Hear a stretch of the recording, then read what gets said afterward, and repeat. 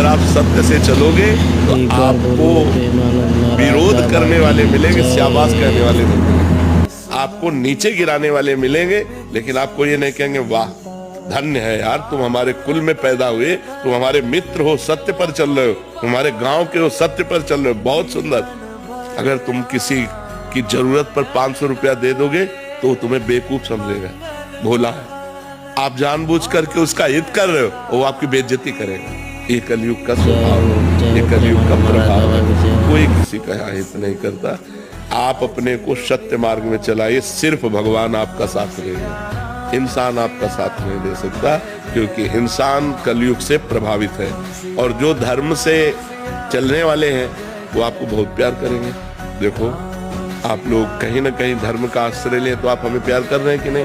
तो ऐसा नहीं है कि कोई प्यार नहीं करेगा, नहीं कोई करेगा, वो भगवान करेंगे। और जब भगवान की कृपा आपके ऊपर होगी तो फिर सब प्यार करेंगे। जहाँ पर कृपा राम की हुई ता पर कृपा करे सब कोई। हाँ, तो भगवान से प्यार चाहो, कोई इंसान तुम्हारा सपोर्ट करे, मुझे लगता है ऐसा बड़ा मुश्किल है, बड़ा मुश्किल है। इसलिए धर्म से चलो, किसी इंसान के सपोर्ट या उससे हम धर्म अपना नहीं छोड़ेंगे। पर जी हमारे सबके अंदर भगवान मौजूद है, तो भगवान जी हमें ये बुरे कर्म करने से क्यों नहीं रोकते?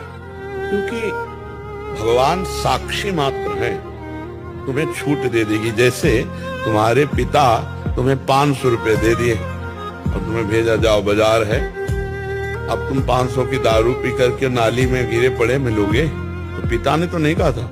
पिता ने 500 रुपए दिए थे कि तुम्हें उचित खर्चा करना है। अब इसके बाद तुम्हारे थप्पड़ चलेंगे, जब लौट के जाओगे दोबारा 500 रुपया नहीं मिलेंगे। ऐसे ही तुम्हें मानवदेह मिली और भगवान ने तुम्हें अपना पावर दे दिया, देखने सुनने बोलने, ये सब भगवत पावर, भगवत शक्ति से आप चल रहे हैं। अब इसका प्रयोग कहाँ करते हो? गंदी बातें देखते हो, गंदा आचरण करते हो, गंदे खान पान को करते हो, ये तुम्हारे ऊपर छूट है। इस बात में मनुष्य की स्वतंत्रता है, वो बुरा कर सकता है या अच्छा कर सकता है, इसके लिए छूट है। परिणाम तुम्हें मिलेगा। जैसे खेती दे दी, बीज दे दिया और विविध प्रकार के बीज दे दिए, अब उसमें तुम बोते क्या हो? बबूल बोते हो, गन्ना बोते हो, दाख बोते हो, तुम्हारे ऊपर छूट है। यही मनुष्य योनि की महत्ता है कि तुम्हें ऊपर छूट है।